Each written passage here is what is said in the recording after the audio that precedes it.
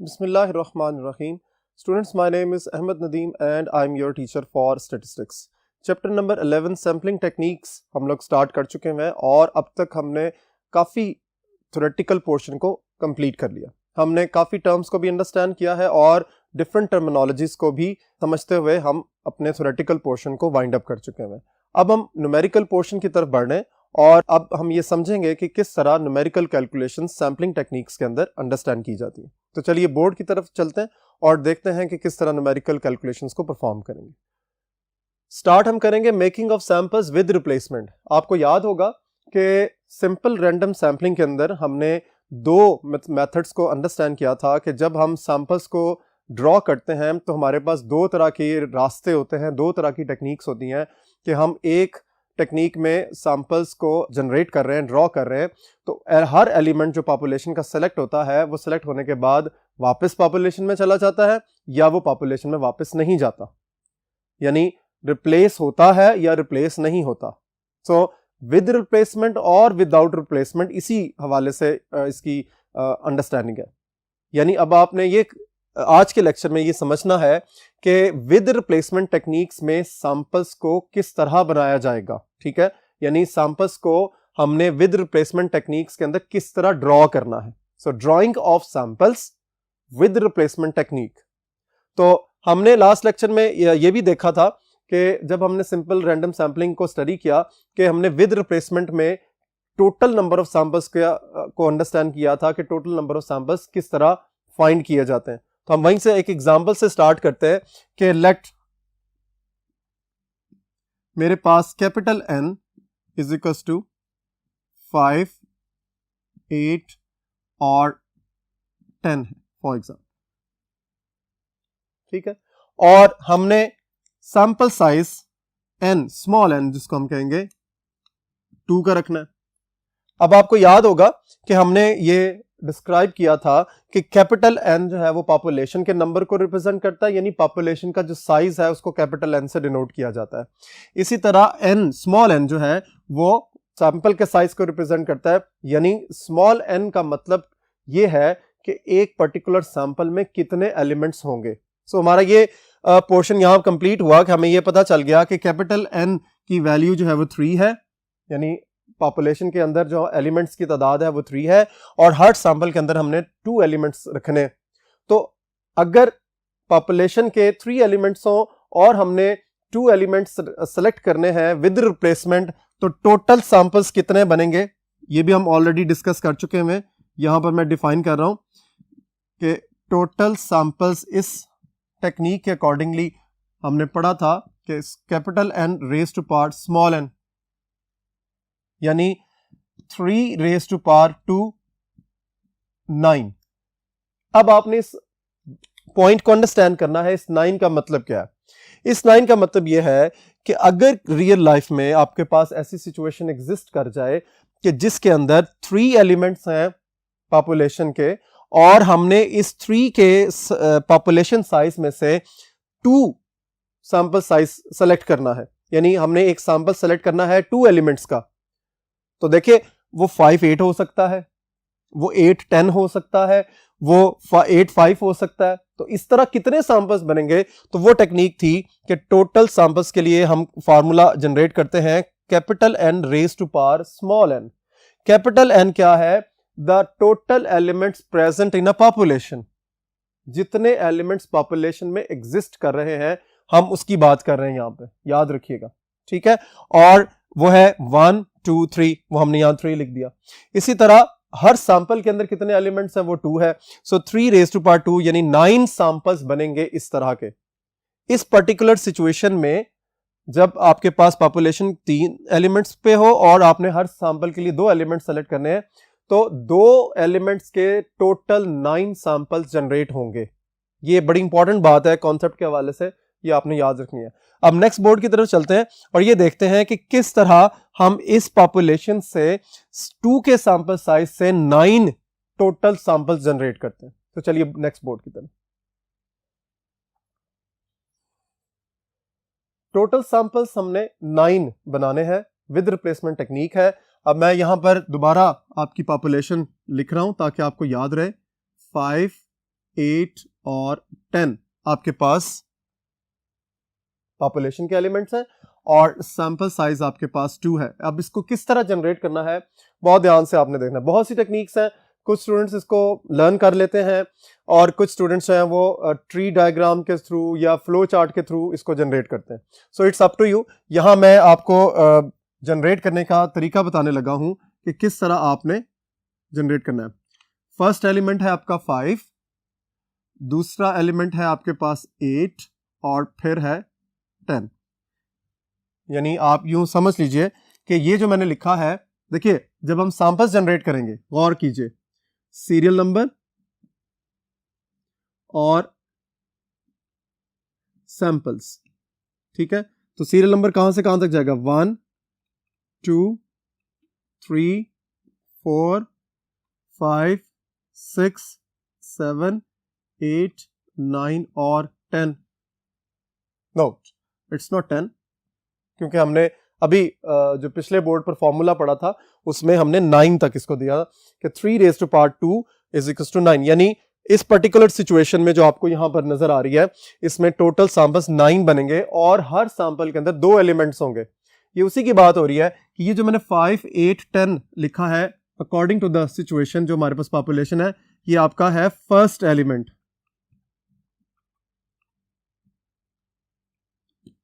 अब आपको क्या करना है कि सेकंड एलिमेंट के लिए सिचुएशन पर गौर करना है। देखिए चूंकि ये है विद रिप्लेसमेंट, तो अगर हमने 5 को सेलेक्ट कर लिया है और विद रिप्लेसमेंट टेक्निक है, तो 5 को सेलेक्ट करने के बाद वो वापस पॉपुलेशन में चला जाएगा और 5 के सेलेक्ट होने के चांसेस वापस आ जाएंगे, बढ़ जाएंगे। तो वो क्या सिचुएशन बनेगी, जरा गौर से देखिए।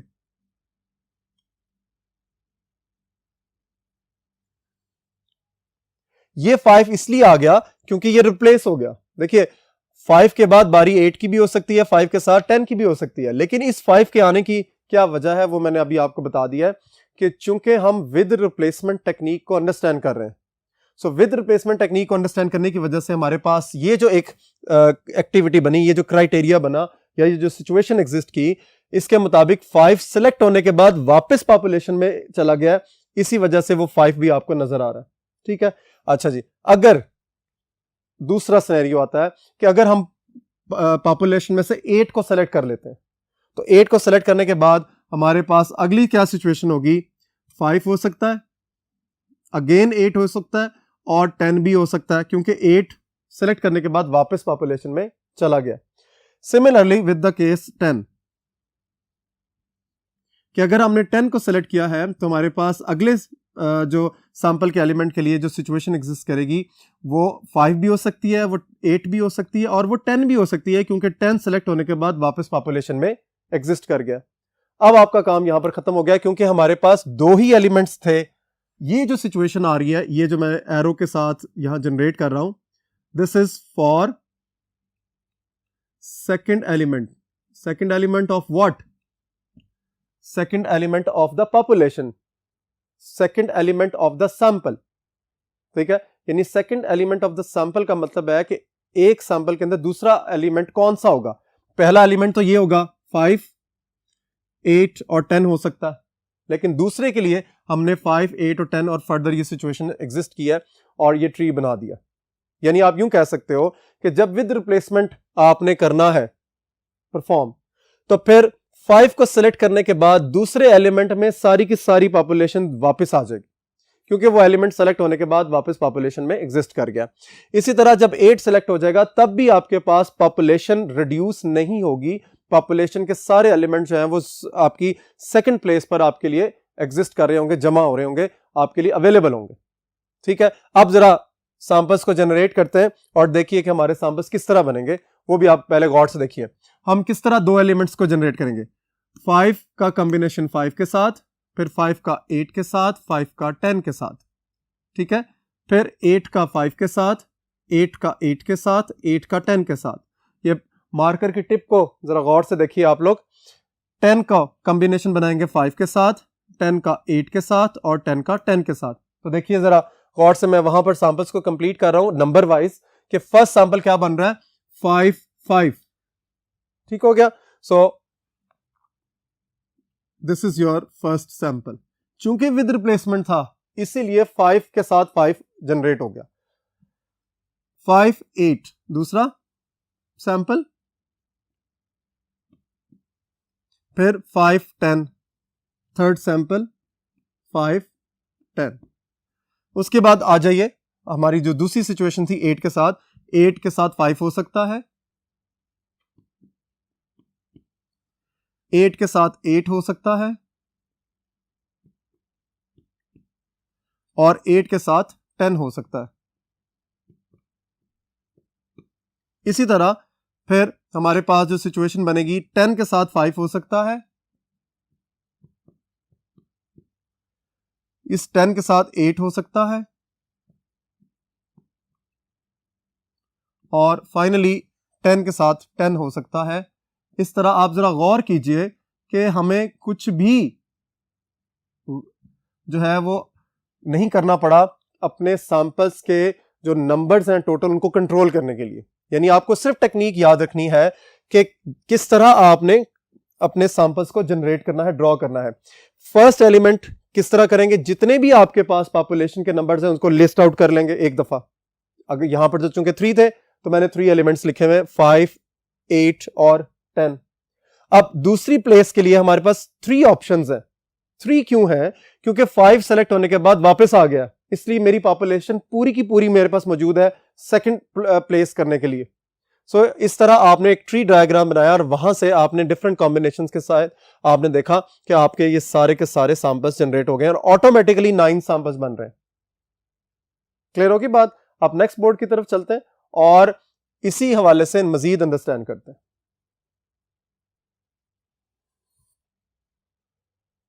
नेक्स्ट हम एक और एग्जांपल ले रहे हैं।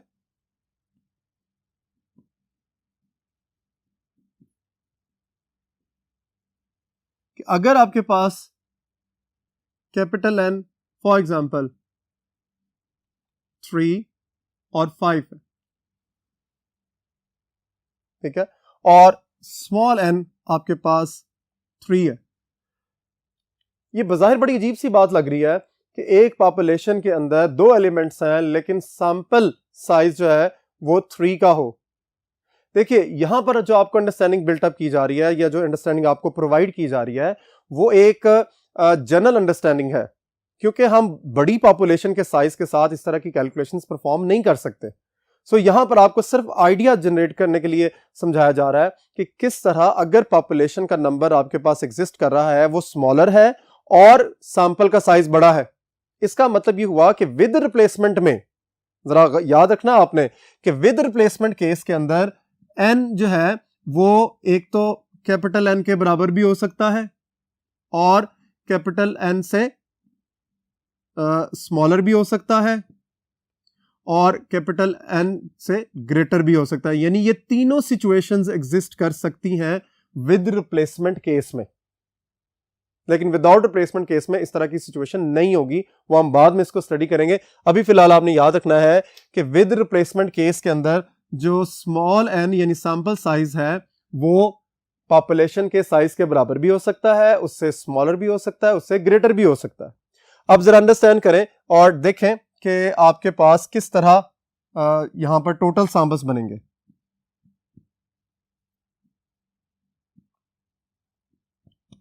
टोटल सैंपल्स वही formula, capital N raise to power small N.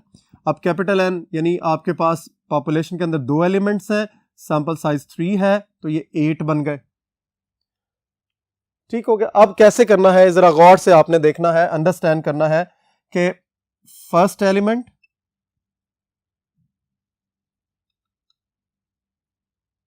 ठीक है, उसके बाद सेकंड एलिमेंट,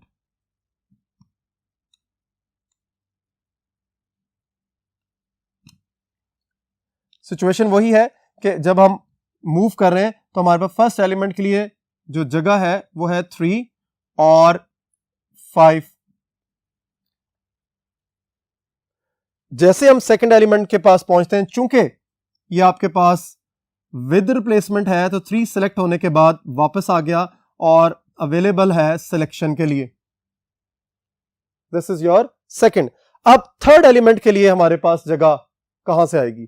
तो याद रखिए विद रिप्लेसमेंट चूंकि टेक्निक है, 3 सेलेक्ट हुआ, वो वापस पॉपुलेशन में चला गया। अब अगले एलिमेंट के लिए मेरे पास अगेन पॉपुलेशन मौजूद है सारी की सारी। यही क्राइटेरिया हम थर्ड एलिमेंट के लिए भी रखेंगे। यानी जब हमने ट्री सेलेक्ट किया, वापस पॉपुलेशन में भेज दिया, अब आगे हमारे पास 2 एलिमेंट्स एग्जिस्ट कर रहे हैं, तो हमने क्या किया, सेकंड प्लेस के लिए हमारे पास ऑप्शन है 3 की भी और 5 की भी, लाइक दिस वन। लेकिन जब हमने 3 और 3 सेलेक्ट कर लिया, देखिए 3 सेलेक्ट हुआ वापस चला गया, फिर 3 सेलेक्ट हुआ फिर वापस चला गया, तो फिर हमारे पास थर्ड एलिमेंट के लिए क्या सिचुएशन एग्जिस्ट करेगी, ये मैं रेड में लिख रहा हूं, लाइक दिस वन। अगेन हमारे पास सारी पॉपुलेशन एग्जिस्ट कर गई। This is your third element place. सही होगी बात जी। अच्छा जी, अब आइए कि जब हमने 3 को सेलेक्ट किया, वापस पॉपुलेशन में भेज दिया, और 5 को सेलेक्ट किया, वापस पॉपुलेशन में भेज दिया, तो अब हमारे पास थर्ड एलिमेंट के लिए कौन सी सिचुएशन एग्जिस्ट कर रही है। अगेन वही बात कि चूंकि सेलेक्ट होने के बाद वापस जा रहा है, तो पॉपुलेशन तो हमारी रिड्यूस नहीं हो रही, तो थर्ड एलिमेंट के लिए हमारे पास 2 ऑप्शंस ये वाली एग्जिस्ट कर गई। यही बात यहां पर भी होगी कि जब हमने 5 को सेलेक्ट कर लिया और उसको वापस पॉपुलेशन में भेजा है, तो हमारे पास सिचुएशन क्या एग्जिस्ट करेगी, सेकंड एलिमेंट के लिए 3, 5। और जब हम थर्ड एलिमेंट की बात करते हैं, तो थर्ड एलिमेंट में मेरे पास फिर वही सिचुएशन आएगी कि मेरे पास 3 भी होगा, 5 भी होगा, और यही बात हमारे पास एग्जिस्ट कर रही है 5 के लिए। यानी अब आपने ये याद रखना है क्या, कि जितने मर्जी एलिमेंट्स की तादाद हमें चाहिए हो, हर सिचुएशन के लिए पॉपुलेशन पूरी की पूरी एग्जिस्ट कर रही है हमारे लिए। ठीक है, अब सैंपल्स कैसे बनेंगे, मार्कर की टिप को गौर से देखना आपने। 3, 3, 3 पहला सैंपल, 3, 3, 5 दूसरा सैंपल, फिर उसके बाद 3, 5, 3 थर्ड सैंपल, 3, 5, 5 फोर्थ सैंपल। तो देखिए कितने सैंपल हो गए, यानी 3 से 4 सैंपल जनरेट हो रहे हैं, 5 से भी 4 सैंपल जनरेट होंगे, तो टोटल कितने हो गए, 8। जरा इसको लिस्ट आउट कर लें तो आपको कुछ अंदाजा हो जाएगा मजीद कि हमारे पास सैंपल्स कौन कौन से एग्जिस्ट कर रहे हैं। 3, 3, 3 पहला सैंपल, कैसे, दोबारा गौर से देखिए, ये है आपके पास 3, फिर ये 3 और ये 3, अब 3, 3 और 5, 3, 3, 5, फिर 3, 5, 3, 3, 5, 3, 3, 5, 5।